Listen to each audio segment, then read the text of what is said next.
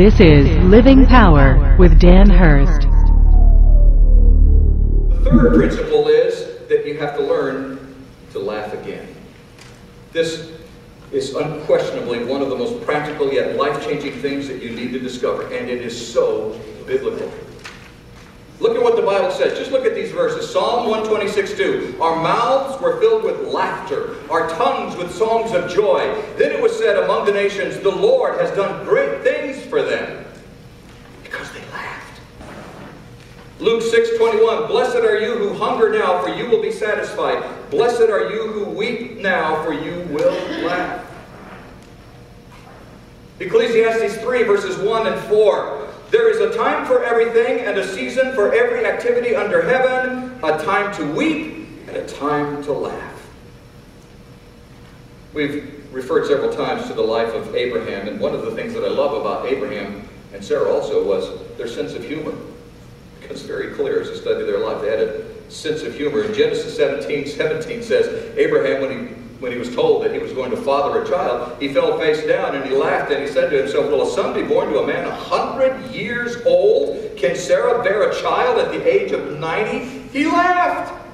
Why? Because it's funny. He's an old geezer and now he's going to have a baby? And Sarah's 90 years old. How many of you 90 years old would like to have a baby about now? I don't think Abraham was questioning God. He wasn't questioning God. God had said, you're going to be the father of many nations. He wasn't questioning him. I think he was just taking an honest look at his life and recognizing, look, I don't know, God, if you check this out, but I ain't fathering material. It wasn't an affront against God. It was a simple realization that he was old and beyond his daddy years by man's standards. Interestingly, Sarah seemed to have had that same sense of humor. For years I read and studied this story of Abraham and Sarah with the understanding that when they laughed, that secretly they were doubting God and even laughing at God. But now I'm sure that that wasn't the case. In fact, even if it was, there was a turning point when God came to Abraham and told him within a year he would have a son through Sarah. And the Bible says that Sarah overheard that. She was apparently back in the tent and she overheard that and she laughed. And there was this strange moment when she came out, and the strange moment when God asked why Sarah was laughing, as if he didn't know. And Genesis 18:15 says Sarah was afraid, so she lied and said, I didn't laugh. And God said, yeah, you did. Awkward. You need to understand something about Sarah. Sarah was considered a cultural disgrace. She was barren, and in that society, your worth as a woman was measured by your ability to bear children.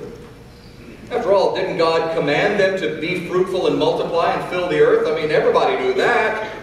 And if you couldn't do that, then what good were you? You were a waste of skin.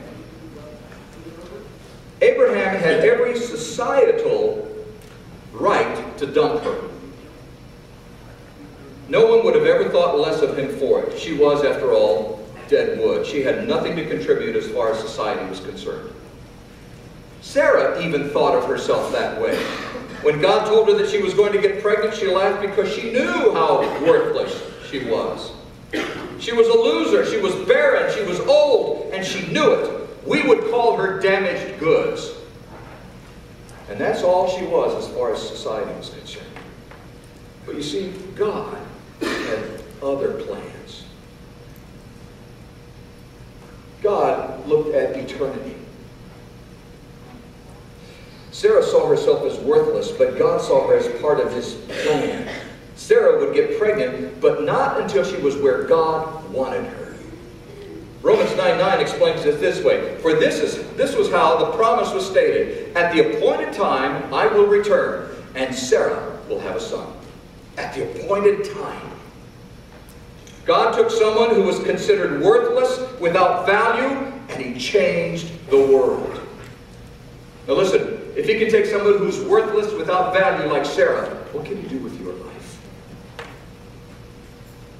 If he can do something like he did with Sarah, who had no hope at 90 years old of ever having a child and being worthless her whole life, What can you